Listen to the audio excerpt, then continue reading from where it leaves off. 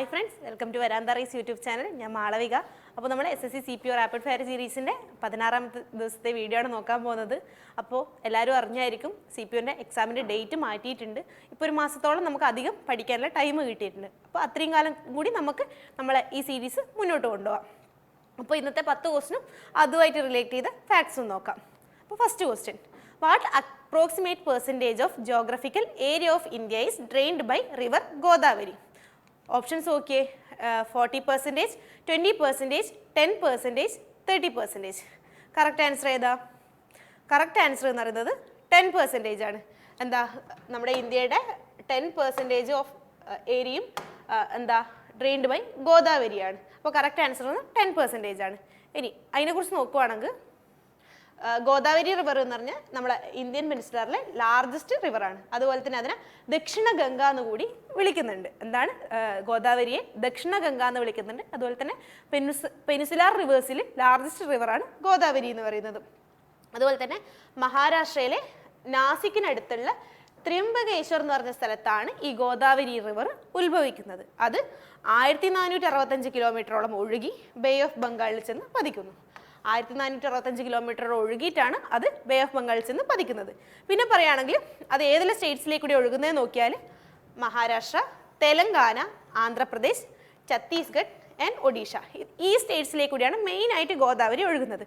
എന്നാൽ മധ്യപ്രദേശ്, കർണാടക, പിന്നെ യൂണിയൻ ടെറിട്ടറിയായ പുതുച്ചേരി, ഈ സ്ഥലത്തിൻ്റെ ചെറിയ പാർട്സിലേക്ക് കൂടിയും എന്താ ഗോദാവരി റിവർ ഒഴുകുന്നുണ്ട്.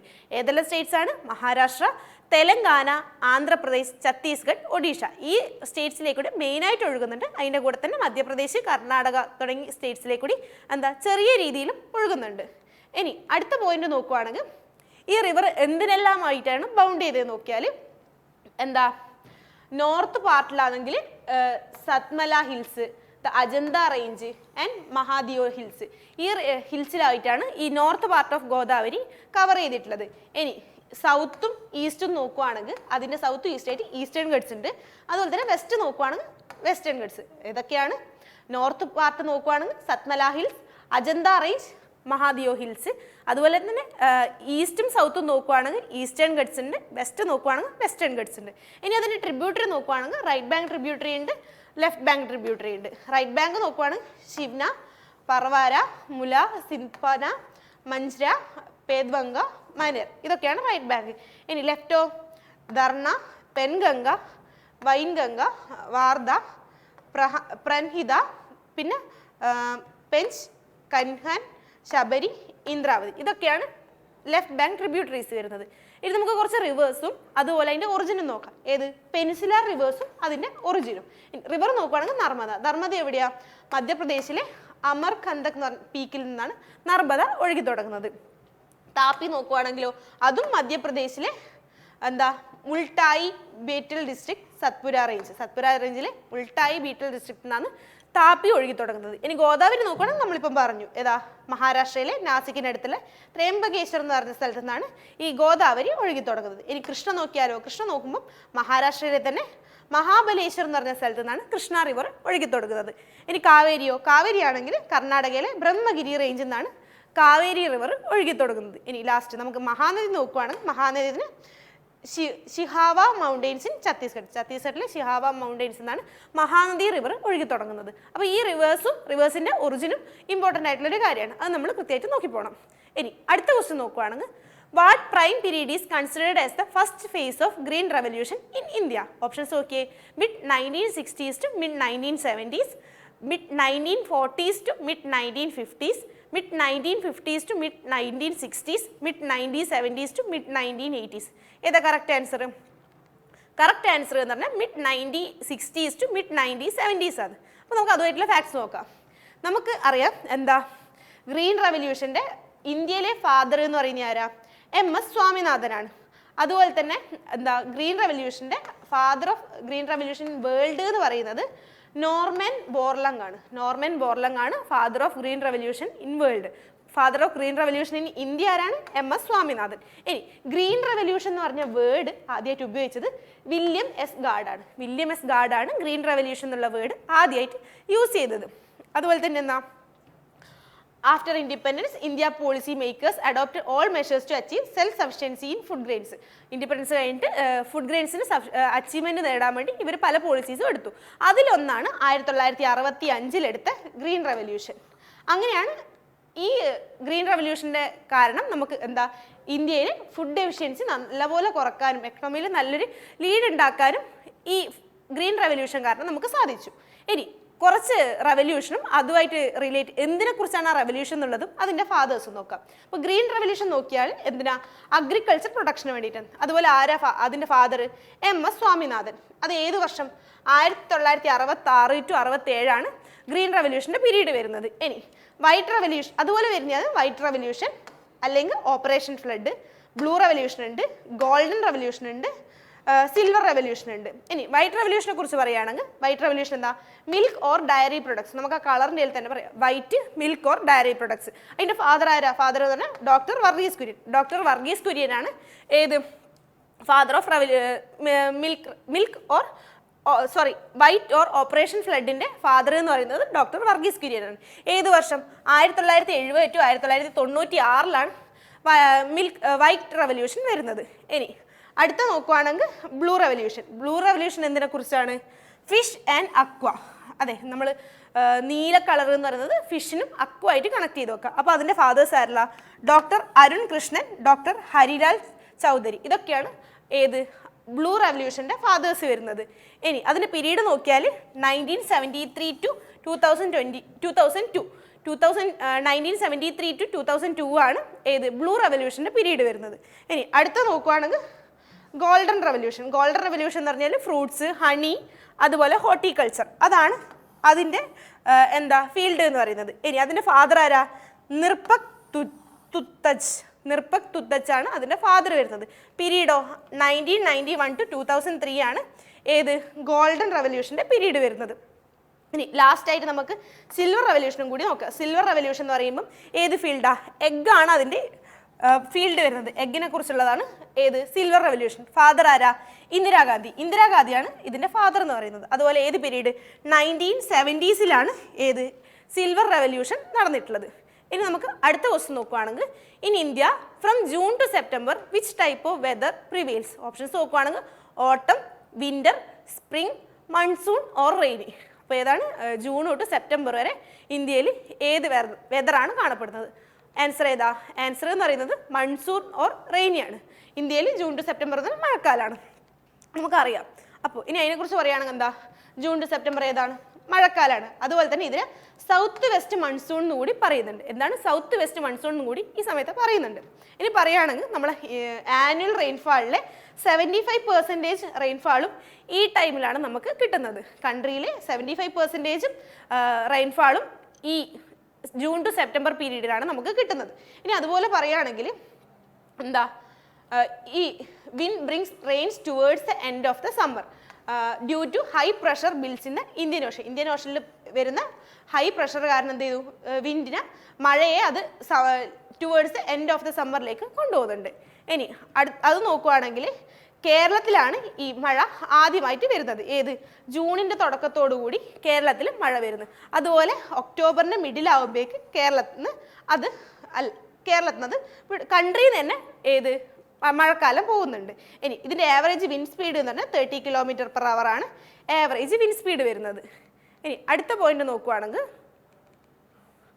ഇത് സൗത്ത് വെസ്റ്റ് മൺസൂണിനെ 2 ബ്രാഞ്ചസ് ആക്കിയിട്ട് പറയുന്നുണ്ട്. ഒന്ന് അറേബ്യൻ സീ ബ്രാഞ്ചും ഉണ്ട്, ബേ ഓഫ് ബംഗാൾ ബ്രാഞ്ചും ഉണ്ട്. അതുപോലെ 80% എന്താ മൺസൂണും അറേബ്യൻ സീ ബ്രാഞ്ചിൽ നിന്നും 20% മൺസൂണും ബേ ഓഫ് ബംഗാൾ ബ്രാഞ്ചിൽ നിന്നാണ് വരുന്നത്. ഇനി അറേബ്യൻ സീൻ്റെ നോക്കുകയാണെങ്കിൽ അത് നോർത്ത് വേർഡ് ടു ഡൽഹിയിലേക്കാണ് പോകുന്നത്. അതുപോലെ തന്നെ ബേ ഓഫ് ബംഗാളിൻ്റെ ആണെങ്കിൽ ആസാമിലേക്കാണ് അത് പോകുന്നത്. ഇനി അടുത്ത സീസണായ സ്പ്രിംഗ് സീസൺ നോക്കുകയാണെങ്കിൽ ഫെബ്രുവരി ടു മാർച്ച് ആണ് നമുക്ക് നമ്മളെ കൺട്രിയിൽ സ്പ്രിംഗ് സീസൺ പറയുന്നത്. സ്പ്രിംഗ് സീസണിൻ്റെ സമയത്താണ് ഈ ബിഹു, ബൈശാഖി, പൊങ്കൽ, ഹാർവെസ്റ്റിംഗ് ഫെസ്റ്റിവലായ ബിഹു, ബൈശാഖി, പൊങ്കലൊക്കെ നടത്തുന്നത് ഈ ഫെബ്രുവരി ടു മാർച്ച്, അതായത് സ്പ്രിംഗ് സീസണിലാണ്. അതുപോലെ പറയുകയാണെങ്കിൽ ഈ സമയത്താണ് എന്താ flowers bloom and tree begin to grow and reproduce. നമ്മളെ വസന്തകാലം എന്ന് പറയുന്നത് തന്നെ സ്പ്രിംഗ് സീസണാണ്. ഇനി വിൻ്റർ സീസൺ നോക്കിയാലോ? വിൻ്റർ എന്ന് പറയുന്നത് ജനുവരി ടു ഫെബ്രുവരി ആണ് വിൻ്റർ സീസൺ വരുന്നത്. അതുപോലെ എന്താ the north east trade winds ഈ സമയത്തായിരിക്കും നമുക്ക് കാണുന്നത്. നോർത്ത് ഈസ്റ്റ് ട്രേഡ് വിൻഡ് ഏതാ ഈ വിന്റർ സീസണിലാണ് കാണുന്നത്. ഇനി അതുപോലെ അതെന്ത് ചെയ്യും, ലാൻഡിൽ നിന്ന് സീയിലേക്കായിരിക്കും ഒഴുകുന്നത്. എപ്പം? ഡ്രൈ സീസണിൽ. അതുപോലെ കോൾഡ് സീസൺ ആകുമ്പോൾ എന്ത് ചെയ്യും, ഡേയ്സ് ആർ വാമും നൈറ്റ്സ് ആർ കോൾഡും ആയിരിക്കും. അതുപോലെ കോൾഡ് സീസൺ വരുമ്പോൾ പകൽ സമയം ചൂടും അതുപോലെ രാത്രി ഭയങ്കര തണുപ്പുമായിരിക്കും.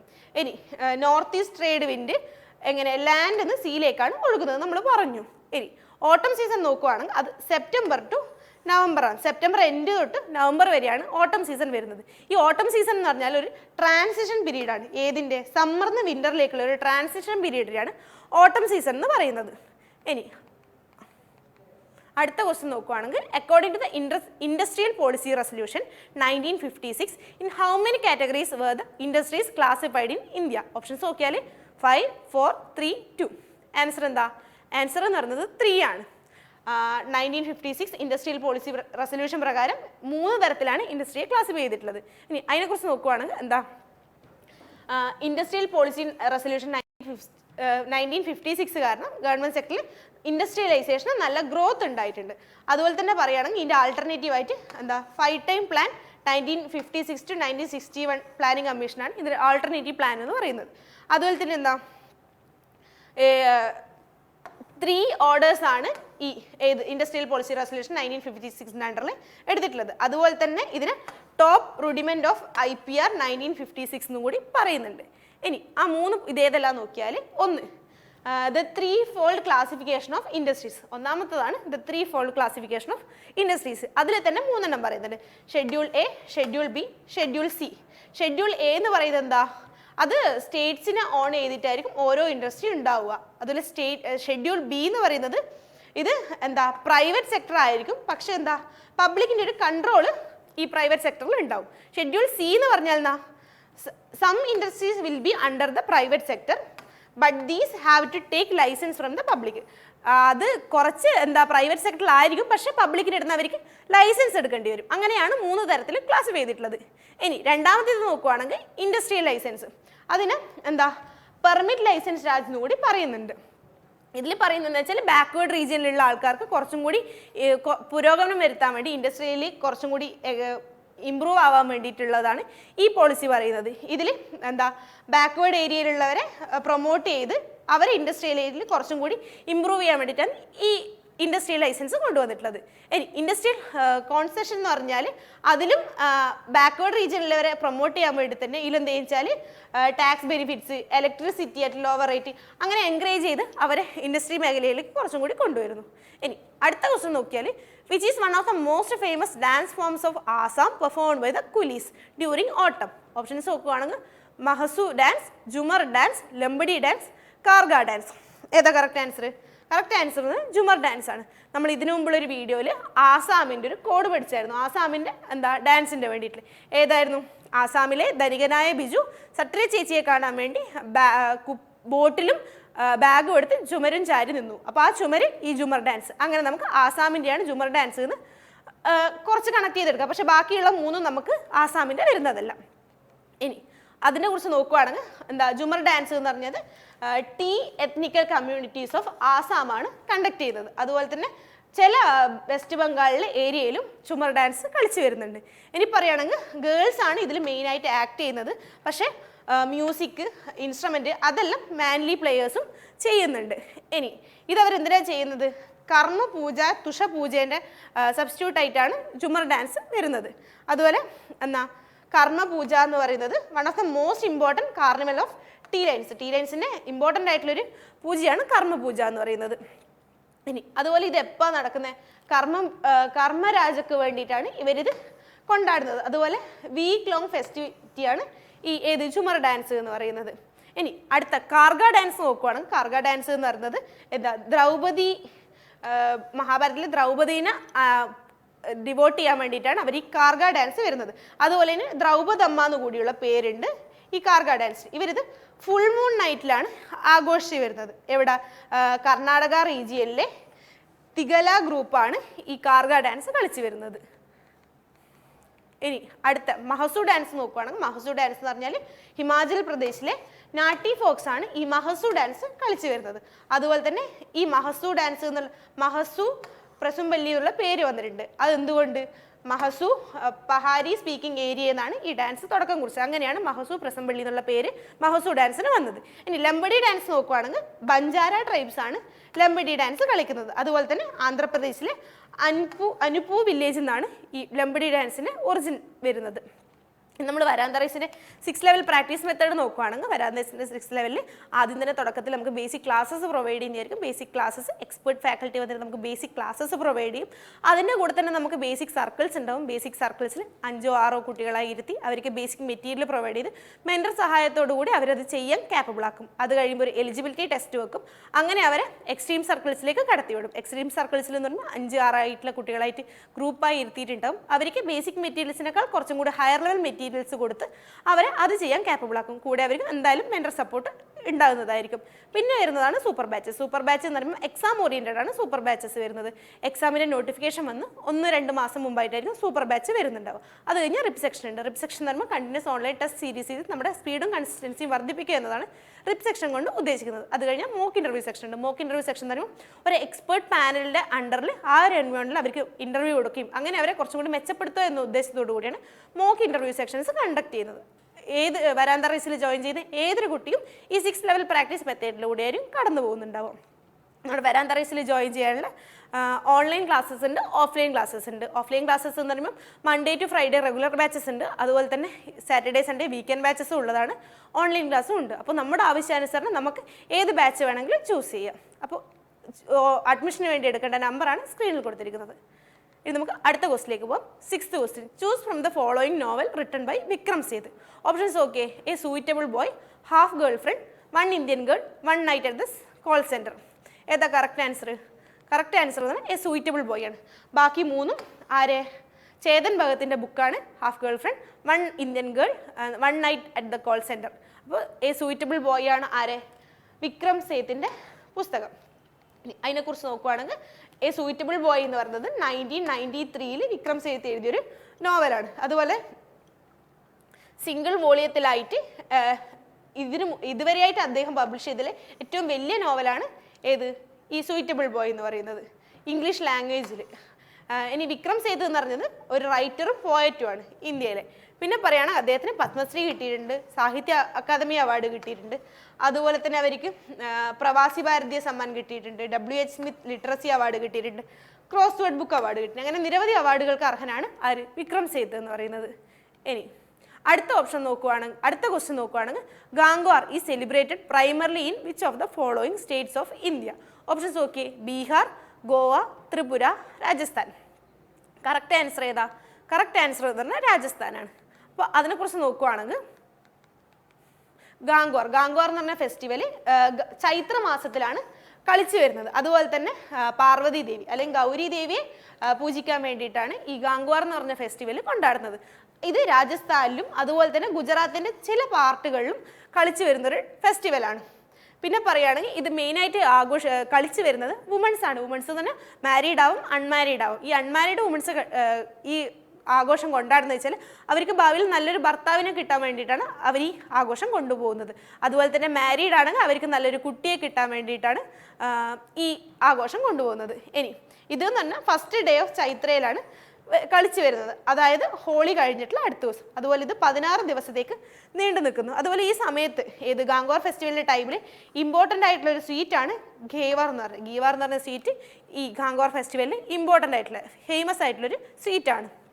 ഇനി അടുത്ത ക്വസ്റ്റ്യൻ നോക്കുകയാണെങ്കിൽ the national song of India Vande Mataram is an excerpt taken from the novel dash written by Bankim Chandra Chattopadhyay. Answer ഏതാ? Options okay. സരസ്വതി ചന്ദ്ര, ദുർഗേഷ് നന്ദിനി, ആനന്ദ് മത്, ബിഷം ബരിസ്ക. അപ്പോൾ ആൻസർ ഏതാ? ആൻസർ എന്ന് പറയുന്നത് ആനന്ദ് മഠാണ്.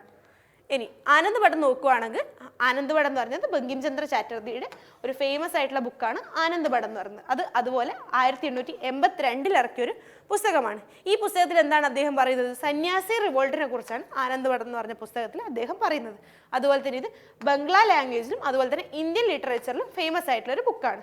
അതുപോലെ തന്നെ അദ്ദേഹത്തിൻ്റെ ബങ്കിം ചന്ദ്ര ചാറ്റർജിയുടെ സോങ് വന്ദേ മാതരം എന്ന് പറഞ്ഞത് ഈ ആനന്ദമഠം എന്ന് പറഞ്ഞ പുസ്തകത്തിൽ നിന്ന് എടുത്തതാണ്. അതിലിനി വന്ദേ മാതരത്തിനെ കുറിച്ച് പറയുകയാണെങ്കിൽ അതിൻ്റെ ഓദർ ആരാ പറഞ്ഞു, ബങ്കിം ചന്ദ്ര ചാറ്റർജിയാണ് അതിൻ്റെ ഓദർ. അതിൽ ഈ പാട്ട് എഴുതിയത് 1870-ലാണ്.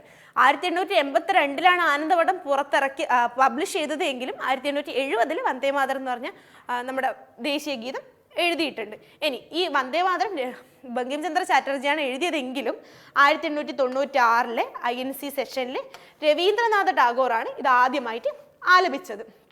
ഇനി ബങ്കിം ചന്ദ്ര ചാറ്റർജിയെ കുറിച്ച് പറയുകയാണെങ്കിൽ അദ്ദേഹം ഒരു നോവലിസ്റ്റാണ്, പോയറ്റാണ്, ജേർണലിസ്റ്റാണ്. അതുപോലെ തന്നെ വന്ദേ മാതരം ആദ്യമായിട്ട് സംസ്കൃത് ലാംഗ്വേജിലാണ് എഴുതിയിട്ടുള്ളത്.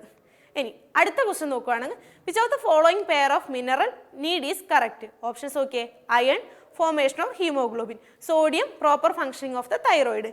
And options okay: neither 1 nor 2, only 2, both 1 and 2, only 1. correct answer ഏതാ? കറക്റ്റ് ആൻസർ എന്ന് പറയുന്നത് ഓൺലി 1 ആണ്. അതായത് അയൺ ഫോർമേഷൻ ഓഫ് ഹീമോഗ്ലോബിൻ, ഇതാണ് കറക്റ്റ് ആൻസർ വരുന്നത്. അപ്പോൾ നമുക്ക് അതുമായിട്ട് റിലേറ്റഡ് ഫാക്ട്സ് നോക്കാം. ഫാക്ട്സ് നോക്കുമ്പോൾ അയൺ എന്ന് പറയുമ്പോൾ എന്താ? Important part of haemoglobin. ഹീമോഗ്ലോബിൻ്റെ ഒരു ഇമ്പോർട്ടൻറ്റ് പാർട്ട് എന്ന് പറയുന്നത് തന്നെയാണ് അയൺ. അതെന്ത് ചെയ്യും? Protein that carries oxygen to the body ടിഷ്യൂയിലേക്ക് പ്രോട്ടീനെ ക്യാരി ചെയ്യാൻ സഹായിക്കുന്നൊരു പാർട്ടാണ് അയൺ എന്ന് പറയുന്നത്. അതുപോലെ തന്നെ ഹീമോഗ്ലോബിൻ പ്രൊഡ്യൂസ് ചെയ്യാൻ അയൺ അത്യാവശ്യമായൊരു ഘടകമാണ്. അതുപോലെ തന്നെ റെഡ് ബ്ലഡ് സെൽസ് ഉണ്ടാക്കാനും ബോഡിക്ക് അത്യാവശ്യമായൊരു സാധനമാണ് അയൺ എന്ന് പറയുന്നത്. ഇനി സോഡിയം പറയുകയാണെങ്കിൽ സോഡിയത്തിൻ്റെ ഫംഗ്ഷൻ എന്താ? Functioning of muscles and the nervous system. Nervous സിസ്റ്റത്തിൻ്റെയും അതുപോലെ മസിൽസിൻ്റെയും ഫംഗ്ഷന് വേണ്ടിയിട്ടാണ് സോഡിയം മെയിനായിട്ട് യൂസ് ചെയ്യുന്നത്. അതുപോലെ തന്നെ ബോഡിയിലെ ബ്ലഡ് പ്രഷർ ഹ്യൂമനിലെ ബ്ലഡ് പ്രഷർ മെയിൻറ്റെയിൻ ചെയ്യാനും ഹെൽപ്പ് ചെയ്യുന്നത് സോഡിയമാണ്. ഇനി അയഡിൻ നോക്കുകയാണെങ്കിലോ, അയഡിൻ എന്ന് പറയുന്നത് നോർമൽ ഫങ്ഷനിങ് ഓഫ് തൈറോയ്ഡ് ഗ്ലാൻസിന് അത്യാവശ്യമായ ഒരു ഘടകമാണ് അയഡിൻ എന്ന് പറയുന്നത്. പിന്നെ അത് പറയുകയാണെങ്കിൽ പല ഫുഡൊന്നും എടുക്കുന്ന അയഡിൻ എന്ന് പറഞ്ഞാൽ എന്ത് ചെയ്യും? തൈറോയ്ഡ് ഹോർമോൺസായ തൈറോക്സിൻ, അതായത് T4, അതുപോലെ ട്രൈഡോതൈറോയിൻ എന്ന് പറഞ്ഞാൽ T3 ഹോർമോൺസുമായിട്ടാണ് അത് പ്രൊഡ്യൂസ് ചെയ്യുന്നത്. ഇനി ഇതെന്ത് വെച്ചാൽ thyroid cells are the only cells in the body that can absorb iodine. ബോഡിയിലുള്ള അയഡിനെ അബ്സോർബ് ചെയ്യാൻ പറ്റുന്നത് ആകെ സെല്ല് എന്ന് പറഞ്ഞാൽ തൈറോയിഡാണ്. പിന്നെ പറയുകയാണെങ്കിൽ ഈ സെൽസ് എന്ത് വെച്ചാൽ combine iodine and amino acid tyrosine to make T3 and T4. Amino ആസിഡായിട്ട് ഇത് കമ്പൈൻ ചെയ്യും. അങ്ങനെ T3 T4 ഹോർമോൺസ് ഇത് ഉണ്ടാക്കുന്നതായിരിക്കും. ഇനി ഇന്നത്തെ 10ാമത്തെ ക്വസ്റ്റ്യൻ നോക്കുകയാണെങ്കിൽ which of the following is not a part of the peninsular plateau? Options okay: the Deccan plateau, the central highland, the northern plain, the north eastern plateau. Correct answer ഏതാ? Correct answer എന്ന് പറയുന്നത് northern plain ആണ്. അപ്പോൾ അതിനെക്കുറിച്ച് നോക്കുകയാണെങ്കിൽ peninsular പ്ലാറ്റ്യൂവിനെ കുറിച്ച് നോക്കിയാൽ എന്താ? India's peninsular plateaus lies in the south of the northern plain of India. ഇന്ത്യയുടെ നോർത്തേൺ പ്ലെയിനായിട്ട് സൗത്തിലാണ് പെനിൻസുലാർ പ്ലാറ്റ്യൂ ലൈ ചെയ്യുന്നത്. അതുപോലെ തന്നെ അതിൻ്റെ ആവറേജ് ഹൈറ്റ് ഓഫ് എലിവേഷൻ എന്ന് പറഞ്ഞാൽ 600 to 900 മീറ്ററാണ് അതിൻ്റെ ആവറേജ് ഹൈറ്റ് ഓഫ് എലിവേഷൻ വരുന്നത്. അതുപോലെ തന്നെ അതിൻ്റെ എലിവേഷൻ എന്ന് പറഞ്ഞാൽ വെസ്റ്റ് ടു ഈസ്റ്റിലായിട്ടാണ് പെനിൻസുലാർ പ്ലാറ്റ്യൂ കിടക്കുന്നത്. ഇനി ഡെക്കാൻ പ്ലാറ്റ്യൂ നോക്കുകയാണെങ്കിൽ ഡെക്കാൻ പ്ലാറ്റ്യൂ എന്ന് പറഞ്ഞാൽ വെസ്റ്റേൺ ഗട്ട്സിൻ്റെയും ഈസ്റ്റേൺ ഗട്ട്സിൻ്റെയും നടുക്കായിട്ടാണ് ഈ ഡെക്കാൻ പ്ലാറ്റ്യൂ കിടക്കുന്നത്. അതുപോലെ തന്നെ നർമ്മദ റിവറിൻ്റെ സൗത്ത് ആയിട്ടും അതുപോലെ സത്പുരയുടെയും വിന്ധ്യ റേഞ്ചിൻ്റെയും നോർത്ത് ആയിട്ടുമാണ് ഡെക്കാൻ പ്ലാറ്റ്യൂ കിടക്കുന്നത്. ഇനി സെൻട്രൽ ഹൈലാൻഡ് നോക്കുകയാണെങ്കിലോ part of the peninsular plateau lying to the നർമ്മദയുടെ നോർത്തും അതുപോലെ തന്നെ മാൽവ പ്ലേറ്റിലും ആയിട്ടാണ് സെൻട്രൽ ഹൈലാൻഡ് കിടക്കുന്നത്. ഇനി വിന്ധ്യ റേഞ്ചിൻ്റെ Vindhya range is bounded by the Satpura range on the south and the Aravallis on the north west. North വെസ്റ്റിൽ ആരാവലിയും അതുപോലെ സൗത്തിൽ സത്പുരയായിട്ടാണ് വിന്ധ്യ റേഞ്ച് ചുറ്റപ്പെട്ട് കിടക്കുന്നത്. ഇനി ദ നോർത്ത് ഈസ്റ്റേൺ പ്ലേറ്റ് നോക്കിയാലോ it consist of the Vindhya range and Satpura range. അത് വിന്ധ്യ റേഞ്ചും സത്പുര റേഞ്ചുമായിട്ട് കൺസിസ്റ്റ് ചെയ്യുന്നതാണ് നോർത്ത് ഈസ്റ്റേൺ പ്ലാറ്റ്യൂ വരുന്നത്. അപ്പോൾ നമ്മൾ ഇന്ന് നമ്മളെ 10 ക്വസ്റ്റിനും അതുമായിട്ട് റിലേറ്റഡ് ഫാക്ട്സും പഠിച്ചിട്ടുണ്ട്. അപ്പോൾ ഇത് കൃത്യമായിട്ട് പഠിച്ചിട്ട് പോവുക. കൃത്യമായിട്ട് പഠിച്ചിട്ട് പോയാൽ ഇതൊരു പിന്നീട് ഒരു ബേർഡൻ ആവാണ്ട് നമുക്ക് വേഗം തീർക്കാൻ പറ്റും. അപ്പോൾ എക്സാമിൻ്റെ ഡേറ്റും കൂടി നീട്ടിയിട്ടുണ്ട്. അത്രയും ക്വസ്റ്റ്യൻ നമ്മൾ കവർ ചെയ്താൽ ഉറപ്പായിട്ടും നമുക്ക് ഇപ്രാവശ്യത്തെ സി പി യുവിൽ നല്ലൊരു സ്കോർ ചെയ്യാൻ പറ്റുന്നതായിരിക്കും. അപ്പോൾ അടുത്ത വീഡിയോയിൽ കാണും വരെ താങ്ക് യു.